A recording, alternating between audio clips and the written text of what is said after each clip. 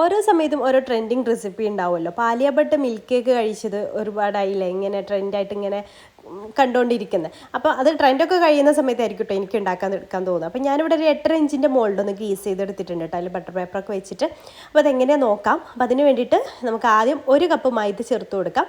അതിൽ നിന്നൊരു 3 table spoon മൈദ അങ്ങ് മാറ്റിയിട്ട് അതിന് പകരം നമുക്ക് 2 ടേബിൾ സ്പൂൺ കോൺഫ്ലോറും 1 ടേബിൾ സ്പൂൺ മിൽക്ക് പൗഡറും ചേർത്ത് കൊടുക്കാം. നമ്മുടെ മുന്നത്തെ കേക്കിൻ്റെ റെസിപ്പീസൊക്കെ കണ്ടവർക്ക് അറിയാം, നമ്മളെപ്പോഴും കേക്കിൻ്റെ സ്പഞ്ചിൽ കോൺഫ്ലവർ ആഡ് ചെയ്യാറുണ്ട് എന്നുള്ളത്.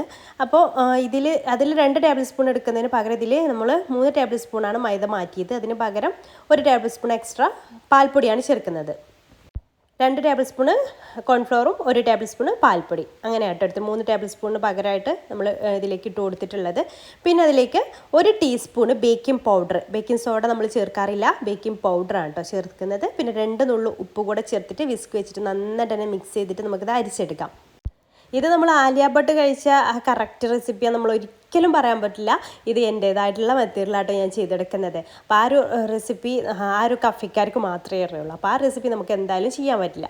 ഇനി നമുക്ക് എഗ്ഗ് ബീറ്റ് ചെയ്തെടുക്കാം. അതിന് വേണ്ടിയിട്ട് 4 മുട്ട എടുക്കുന്നുണ്ട്. അപ്പം ചിലരൊക്കെ എഗ് യോക്കും വൈറ്റും സെപ്പറേറ്റ് ചെയ്തിട്ടൊക്കെ ചെയ്യാറുണ്ട്. അതിൻ്റെ ഒന്നും ആവശ്യമില്ല, അത് വേണമെങ്കിൽ അങ്ങനെയും ചെയ്യാം. അപ്പം ഞാൻ ഇത് ഒരുമിച്ചാണ് അതിലേക്ക് 1 ടീസ്പൂണ് വാനില എസൻസും 1/4 കപ്പ് പഞ്ചസാര ഇടവിട്ടായിട്ട് ചേർത്തിട്ട് നന്നായിട്ട് ഫ്ലഫി ആയിട്ട് ആ യെല്ലോ കളറൊക്കെ പോയി ഇതുപോലെ വൈറ്റ് ക്രീമി പരുവാകുന്ന വരെ ഒന്ന് ബീറ്റ് ചെയ്തെടുക്കാം.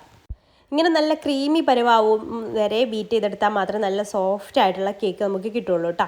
അപ്പോൾ എഗ് വൈറ്റ് നമ്മൾ സെപ്പറേറ്റ് ചെയ്ത് അങ്ങനെ ചെയ്യുമ്പോഴും ഇതുപോലെ നല്ല ക്രീമി ആയിട്ട് കിട്ടും. അപ്പോൾ ഇതുപോലെ നമ്മുടെ ഈ ബൗളിലൊന്നും വെള്ളം ഇല്ലാണ്ട് ബീറ്റ് ചെയ്താലും നമുക്ക് ഇതിലും നല്ല ഇതുപോലെ തന്നെ കിട്ടും കേട്ടോ. അതിലേക്ക് 1/4 കപ്പ് സൺഫ്ലവർ ഓയിൽ ഒഴിച്ചിട്ട് ലോ സ്പീഡിലിട്ടിട്ട് ഒന്ന് ബീറ്റ് ചെയ്തെടുക്കാം. അതിനുശേഷം നമുക്ക് ബീറ്ററിൻ്റെ ബ്ലേഡ് മാറ്റി വെക്കാം കേട്ടോ. ഇനി നമുക്ക് ഇതിലേക്ക് ഡ്രൈ ഇൻഗ്രീഡിയൻസ് ചേർത്തിട്ട് ഫോൾഡ് ചെയ്തെടുക്കാം. ഇതിലേക്ക് പാലൊന്നും ചേർക്കേണ്ട ആവശ്യമൊന്നും വരുന്നില്ല കേട്ടോ. ഡ്രൈ ഇൻഗ്രീഡിയൻസ് കുറേശ്ശെ ആഡ് ചെയ്തിട്ട് ഫോൾഡ് ചെയ്തെടുക്കുക. സാവധാനം ഫോൾഡ് ചെയ്തെടുത്താൽ മതി, ഇങ്ങനെ കുത്തി ഇളക്കരുത് കേട്ടോ. സാവധാനം ഇങ്ങനെ ഫോൾഡ് ചെയ്തെടുത്താൽ തന്നെ നന്നായിട്ട് തന്നെ മിക്സ് ആയിട്ട് കിട്ടും. എല്ലാം കൂടെ ഒരുമിച്ച് ഇട്ട് കൊടുക്കുകയും ചെയ്യരുത്, സാവധാനം ഇതുപോലെ ചെയ്തെടുക്കുക. അപ്പോൾ അങ്ങനെ എല്ലാം കൂടി ഇട്ട് കൊടുത്താൽ നമുക്ക് നല്ലൊരു റിബൺ കൺസിസ്റ്റൻസിയിൽ നമ്മുടെ ബാറ്റർ കിട്ടും. ആ ഒരു പരുവാണ് നമുക്ക് വേണ്ടത്, എന്നാലും നല്ല കറക്റ്റ് നല്ലൊരു സോഫ്റ്റ്നെസ് ആയിട്ട് കിട്ടുള്ളൂ കേട്ടോ. അപ്പോൾ ഞാൻ മുഴുവനായിട്ട് ചേർത്തിട്ടുണ്ട്. അപ്പോൾ നമ്മുടെ ബാറ്റർ കണ്ടോ, ഇതായി ഒരു കൺസിസ്റ്റൻസിയിലാണ് നമുക്ക് കിട്ടേണ്ടത്. ബാറ്റർ റെഡി ആയിട്ടുണ്ട്. ഇനി നമുക്ക് ഗ്രീസ് ചെയ്തിട്ടുള്ള മോൾഡിലേക്ക് ഒഴിച്ചു കൊടുക്കാം. 8 ഇഞ്ചിലെയോ അല്ലെങ്കിൽ 8.5 ഇഞ്ചൊക്കെ ചെയ്തെടുക്കാം കേട്ടോ. ഞാൻ ഇപ്പോൾ 8.5 ഇഞ്ചിലാണ് ചെയ്തെടുത്തിട്ടുള്ളത്.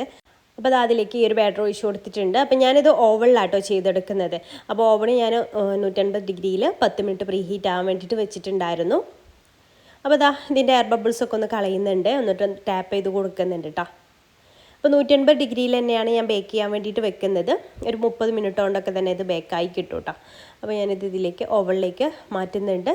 30 മിനിറ്റിന് ശേഷം നമുക്ക് പുറത്തെടുത്ത് തണുത്ത ശേഷം നമുക്കിത് സെറ്റ് ചെയ്തെടുക്കാം. അപ്പോൾ അത് ആ കേക്ക് പുറത്തേക്ക് എടുത്തിട്ടുണ്ട്. നല്ല അടിപൊളിയായിട്ട് തന്നെ സോഫ്റ്റ് ആയിട്ട് തന്നെ നമുക്ക് കിട്ടിയിട്ടുണ്ട്. അപ്പോൾ ഇതിൻ്റെ മുകൾ ഭാഗം നമുക്കൊന്ന് കട്ട് ചെയ്ത് മാറ്റാം കേട്ടോ. അത് ചെറിയൊരു കുഞ്ഞു തിൻ ലെയറായിട്ട് നമുക്ക് കട്ട് ചെയ്ത് മാറ്റാം. ആ ഒരു മുകൾ ഭാഗം ഓവനിൽ വെച്ചുകൊണ്ട് തന്നെ കളർ ചേഞ്ച് ആയിട്ടുണ്ടല്ലോ, അപ്പോൾ അതൊന്ന് മാറ്റിയെടുക്കണം. കണ്ടോ, നല്ല അടിപൊളിയായിട്ട് നല്ല സോഫ്റ്റ് ആയിട്ട് നമുക്കിത് കിട്ടിയിട്ടുണ്ട്. അപ്പോൾ അതാ ഞാൻ നേരത്തെ പറഞ്ഞ പോലെ മുകൾ ഭാഗം ഒന്ന് ഇതുപോലെ ജസ്റ്റ് ഒന്ന് കട്ട് ചെയ്തെടുക്കുന്നുണ്ട്. ജസ്റ്റ് ആ ഒരു ഭാഗം മാത്രം തിന്നായിട്ടൊന്ന് കട്ട് ചെയ്തെടുത്താൽ മതി. കണ്ടോ, ഈ രീതിയിൽ. ഇനി നമുക്കിത് സെറ്റ് ചെയ്തെടുക്കാം. നമ്മൾ മിൽക്ക് കേക്കൊക്കെ ചെയ്യില്ലേ, ഡ്രസ്ലെച്ചസ് കേക്ക്, അതേപോലെ തന്നെയാണ് കേട്ടോ ഇതിൻ്റെ മെത്തേഡും. ഇതിലേക്ക് വേണ്ടിയിട്ട് നമുക്ക് 1.5 കപ്പ് ശരിക്കും ഇവാപ്പറേറ്റഡ് മിൽക്കാണ് വേണ്ടത്. ഇവാപ്പറേറ്റഡ് മിൽക്ക് എല്ലായിടത്തും കിട്ടിക്കൊള്ളണം എന്നില്ല കേട്ടോ. അപ്പോൾ അതിന് പകരം നിങ്ങൾക്കിപ്പോൾ 2 കപ്പ് പാലെടുക്കാന്നുണ്ടെങ്കിൽ അതിനെ വറ്റിച്ചിട്ട് ഒരു 1.5 കപ്പൊക്കെ ആക്കി എടുത്താൽ മതി. 2 കപ്പ് പാലിനെ വറ്റിച്ചിട്ട് 1.5 കപ്പൊക്കെ എടുത്താൽ നമുക്ക് ആ ഒരു പാലിൻ്റെ അതേപോലെ തിക്നെസ് ആയിട്ട് കിട്ടും. അല്ലെങ്കിൽ ഇങ്ങനെ ബോക്സിലൊക്കെ ആയിട്ട് വരുന്ന പാലുണ്ടല്ലോ, മിൽമയുടെ ഒക്കെ വരുന്നുണ്ട്, അതുപോലത്തെ പാൽ യൂസ് ചെയ്താലോ അത് നല്ല തിക്കായിട്ടുള്ള പാലാണല്ലോ. അപ്പോൾ അങ്ങനെ അത് 1.5 കപ്പ്.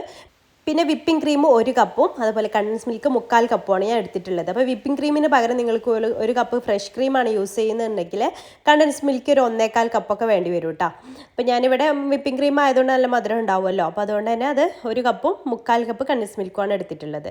അപ്പോൾ ഇത് നന്നായിട്ടൊന്ന് മിക്സ് ചെയ്തെടുത്താൽ തന്നെ നല്ല ടേസ്റ്റി ആയിട്ടുള്ള നമ്മുടെ ഒരു മിൽക്ക് റെഡിയാവും. 3 മിൽക്ക് വരെ റെഡി ആയിട്ടുണ്ട്. ഇനി നമുക്കതൊരു ജഗ്ഗിലാക്കിയിട്ട് ഇതുപോലെ ഒന്ന് ഒഴിച്ചു കൊടുക്കാം. നന്നായിട്ട് തന്നെ കേക്കിനെ സോക്ക് ചെയ്തെടുക്കണം കേട്ടോ. അപ്പോൾ ആദ്യം ഒന്ന് ഒഴിച്ചു കൊടുത്തിട്ട് സോക്കാക്കിയതിന് ശേഷം വീണ്ടും ഒഴിച്ചു കൊടുക്കുക. അങ്ങനെ അത് കഴിയുന്നവരെ ഒന്ന് കുറച്ച് മാറ്റി വെക്കണം, ലാസ്റ്റ് കഴിക്കുന്ന സമയത്ത് ഒഴിച്ചു കൊടുക്കാൻ വേണ്ടിയിട്ട്. അങ്ങനെ 1-2 തവണയായിട്ട് നമുക്കിത് സോക്ക് ചെയ്തെടുക്കാം. അപ്പോൾ ഇത് കേക്ക് നല്ല സോഫ്റ്റ് ആയതുകൊണ്ട് തന്നെ ഇത് പെട്ടെന്ന് തന്നെ സോക്കായി കിട്ടുകയും ചെയ്യും കേട്ടോ. നല്ല അടിപൊളിയായിട്ട് തന്നെ നമുക്കിത് സോഫ്റ്റായി കിട്ടുകയും ചെയ്യും. നല്ല സോഫ്റ്റായിട്ട് ഒന്നുകൂടെ നല്ല സോഫ്റ്റ്, ഇതിങ്ങനെ വായിലിട്ട് അലിഞ്ഞു പോകുന്ന രീതിയിലുള്ള കേക്കായിട്ടാണ് നമുക്ക് കിട്ടേണ്ടത്. അപ്പോൾ ആ രീതിയിൽ ആക്കിയെടുക്കാനായിട്ട് ഇത് പറ്റും. അപ്പോൾ അതാ കേക്ക് മുഴുവനായിട്ട് നമ്മൾ സോക്ക് ചെയ്തെടുത്തിട്ടുണ്ട്. ഇത് ഫ്രിഡ്ജിൽ വെച്ചിട്ടൊന്ന് തണുപ്പിച്ചതിന് ശേഷം നമുക്ക് അതിലേക്ക് വേണ്ടിയുള്ള വിപ്പിംഗ് ക്രീം ഒന്ന് റെഡിയാക്കിയെടുക്കാം. ഞാൻ ഇവിടെ 1 കപ്പ് വിപ്പിംഗ് ക്രീമാണ് എടുത്തിട്ടുള്ളത്. അതന്നെ മതി കേട്ടോ ഈ ഒരു കേക്കിലേക്ക്. അപ്പോൾ അത് നന്നായിട്ടൊന്ന് ബീറ്റ് ചെയ്തെടുക്കാം. ക്രീം നല്ല സ്റ്റിഫായിട്ട് വന്നിട്ടുണ്ടെങ്കിൽ നമുക്കിതിലേക്ക് കണ്ടൻസ് മിൽക്ക് കുറച്ചൊന്ന് ആഡ് ചെയ്ത് കൊടുക്കാം കേട്ടോ. നമ്മൾ ഈ കണ്ടൻസ് മിൽക്കിൻ്റെ ടേസ്റ്റ്, ഈ ഒരു ഇത് റിച്ച് കേക്കാണല്ലോ, അപ്പോൾ ക്രീമിലും കുറച്ച് കണ്ടൻസ് മിൽക്ക് നിന്നോട്ടെ നല്ല ടേസ്റ്റ് കിട്ടാൻ വേണ്ടിയിട്ട്. എന്നിട്ട് നന്നായിട്ടൊന്ന് ബീറ്റ് ചെയ്തെടുക്കാം. അപ്പോൾ ഇത്രയേ ഉള്ളൂ. നമുക്കിത് കേക്കിൽ അപ്ലൈ ചെയ്ത് കൊടുക്കാം. അപ്പോൾ അതാ കേക്ക് സോഫ്റ്റ് ആക്കി എടുത്തിട്ടുള്ള നമ്മുടെ കേക്ക് ഇവിടെ വന്നിട്ടുണ്ട്. നല്ല തണുത്തിട്ടുണ്ട് കേക്ക്. അതിൻ്റെ മുകളിൽ ക്രീം മുകൾ ഭാഗത്ത് മാത്രം ഒന്ന് അപ്ലൈ ചെയ്ത് കൊടുക്കാം. മുഴുവനായിട്ട് എടുക്കുക. 1 കപ്പ് വിപ്പിംഗ് ക്രീം ബീറ്റ് ചെയ്തത് മുഴുവനായിട്ട് എടുത്തിട്ട് ഇതിൻ്റെ മുകളിലാണ് അപ്ലൈ ചെയ്ത് കൊടുക്കുക കേട്ടോ. നല്ല നീറ്റാക്കിയിട്ട് എടുക്കുക. നമ്മളിത് കാണാനൊരു ഭംഗിയും വേണമല്ലോ, അപ്പോൾ നല്ല നമ്മളെക്കൊണ്ട് കഴിയുന്ന അത്രയും നീറ്റാക്കി എടുക്കുക കേട്ടോ മുകൾ ഭാഗം. അങ്ങനെ മുകൾ ഭാഗമൊക്കെ നീറ്റാക്കി എടുത്ത ശേഷം നമുക്ക് ഫ്രിഡ്ജിൽ വെക്കാം. ഫ്രിഡ്ജിൽ വെച്ച് നന്നായിട്ട് തന്നെ തണുപ്പിച്ചെടുക്കുക. ഇതിന് തണുപ്പ് മസ്റ്റാണ് കേട്ടോ. നന്നായിട്ട് തണുപ്പിച്ചെടുത്ത ശേഷമാണ് നമ്മൾ ബാക്കിയുള്ള കാര്യങ്ങൾ ചെയ്തെടുക്കുന്നത്. അപ്പോൾ അതാ ഫ്രിഡ്ജിലൊക്കെ വെച്ച് തണുപ്പിച്ചെടുത്തിട്ടുണ്ടെങ്കിൽ ഞാനിങ്ങനെ കത്തി വെച്ചിട്ട് ജസ്റ്റ് ഇങ്ങനെ അടയാളപ്പെടുത്തി കൊടുക്കണേ. കട്ട് ചെയ്യുന്നില്ല, ജസ്റ്റ് അടയാളപ്പെടുത്തി കൊടുക്കുക. എത്ര പീസ് നമുക്ക് വേണ്ടതനുസരിച്ച്. അപ്പോൾ ഞാനിവിടെ 8 പീസാണ് കേട്ടോ അങ്ങനെ അളന്നെടുക്കുന്നത്. ഇങ്ങനെ വരഞ്ഞു കൊടുക്കുകയാണ് ചെയ്യുന്നത്. എന്നിട്ട് നമുക്ക് ബ്ലൂബെറിയാണ് ശരിക്കും വെക്കേണ്ടത്. ബ്ലൂബെറി അവൈലബിൾ അല്ലാത്തതുകൊണ്ട് നമ്മുടെ കറുത്ത മുന്തിരി ഉണ്ടല്ലോ, അതിങ്ങനെ ചെറിയ പീസായിട്ട് കട്ട് ചെയ്തിട്ട് ഇതുപോലെ വെച്ച് കൊടുക്കട്ടെ ചെയ്യുന്നത്. ഓരോ പീസിൻ്റെ അറ്റഭാഗത്ത് അതിനാണ് നമ്മളിങ്ങനെ വരഞ്ഞു കൊടുത്തത് കറക്റ്റ് വെക്കാൻ വേണ്ടിയിട്ട് കേട്ടോ. അപ്പോൾ അങ്ങനെ വെച്ച് കൊടുത്തു. പിന്നെ നമുക്ക് സ്ട്രോബെറി വേണം. സ്ട്രോബെറി ഞാൻ പകുതി കട്ട് ചെയ്തിട്ട് അങ്ങനെ കമിഴ്ത്തി വെച്ച് കൊടുക്കട്ടെ ചെയ്യുന്നത്. ഓരോ പീസിൻ്റെ അറ്റഭാഗത്ത് അതും വെച്ച് കൊടുക്കാം. അപ്പോൾ ഈ സ്ട്രോബെറി കൂടെ വെക്കുമ്പോൾ ഈ കേക്ക് കാണാൻ തന്നെ നല്ല ലുക്കായിരിക്കും. ഈ വീഡിയോയിൽ കാണില്ലാറ് ഒറിജിനൽ കാണുമ്പോൾ നല്ല ലുക്കായിരിക്കും കേട്ടോ. എന്നിട്ട് നമുക്കത് കട്ട് ചെയ്തിട്ട് കാണിച്ചു തരാം കേട്ടോ. നല്ല അടിപൊളി നല്ല സോഫ്റ്റായിട്ട് വായിലിട്ട് അലിഞ്ഞു പോകുന്ന അതേ രീതിയിൽ നമുക്ക് കിട്ടിയിട്ടുണ്ട് കേട്ടോ. അപ്പോൾ അതാ ഇതുപോലെ കട്ട് ചെയ്തിട്ട് എടുക്കാം. ഇനി ഞാനിത് വേറൊരു പ്ലേറ്റിലേക്ക് മാറ്റുന്നുണ്ട്. ഇത് നമുക്കറിയാമല്ലോ ഇതെങ്ങനെയാണ് കഴിക്കേണ്ടതെന്നൊക്കെ. മിൽക്ക് മുകളിലേക്ക് ഒഴിച്ചിട്ട് എങ്ങനെയാണിത് കഴിക്കേണ്ടത്. അപ്പോൾ ഞാനിത് ഒരു പ്ലേറ്റിലേക്ക് മാറ്റിയിട്ടുണ്ട് കേട്ടോ. നല്ല ടേസ്റ്റാണ്. അപ്പോൾ എന്തായാലും നിങ്ങൾക്ക് ഈ ഒരു റെസിപ്പി ഇഷ്ടമായിട്ടുണ്ടെങ്കിൽ ഈ ഒരു രീതിയിലൊന്ന് തയ്യാറാക്കി നോക്കണം കേട്ടോ. നിങ്ങൾക്ക് പെർഫെക്റ്റ് ആയിട്ട് തന്നെ മിൽക്ക് കേക്ക് തയ്യാറാക്കി എടുക്കാൻ പറ്റും. അപ്പോൾ ഞാൻ അതാ പ്ലേറ്റിൻ്റെ സൈഡിലൂടെയൊക്കെ മിൽക്ക് ഒഴിച്ച് കൊടുക്കുന്നുണ്ട്. ഞാൻ ആദ്യം പറഞ്ഞല്ലോ കുറച്ചങ്ങ് മാറ്റി വെച്ചിട്ട് വേണം നമ്മൾ സോക്ക് ചെയ്യാൻ വേണ്ടിയിട്ട് കേട്ടോ. ഇതുപോലെ ഒഴിച്ച് കഴിക്കാൻ വേണ്ടിയിട്ട്. എന്നാലല്ലേ നമുക്ക് കാണാനും ഇങ്ങനെ വീഡിയോ എടുക്കുകയാണെന്നുണ്ടെങ്കിൽ കാണാനും ഭംഗിയുണ്ടാവും. ആ ഒരു മിൽക്കിൽ ഇങ്ങനെ ഡിപ്പ് ചെയ്തിട്ട് കഴിക്കുമ്പോൾ ഒന്നുകൂടെ നല്ല ടേസ്റ്റും ഉണ്ടാവും അല്ലേ. അപ്പോൾ ഇഷ്ടമായിട്ടുണ്ടെങ്കിൽ ഒന്ന് ട്രൈ ചെയ്ത് നോക്കുക. അതുപോലെ തന്നെ നമ്മുടെ പേജ് ഫോളോ ചെയ്യാത്തവർ ഫോളോ ചെയ്യാനും മറക്കരുത്. അപ്പോൾ അതുപോലെ നമ്മുടെ യൂട്യൂബ് ചാനൽ സബ്സ്ക്രൈബ് ചെയ്യാതെ കാണുന്നവരാണെന്നുണ്ടെങ്കിൽ സബ്സ്ക്രൈബ് ചെയ്യാനും മറക്കരുത് കേട്ടോ. അപ്പോൾ ഇൻഷാ അല്ലാഹ് പുതിയൊരു നല്ല റെസിപ്പി ആയിട്ട് നമുക്ക് അടുത്തൊരു ദിവസം കാണാം. അതുവരേക്കും ബൈ. Thank you.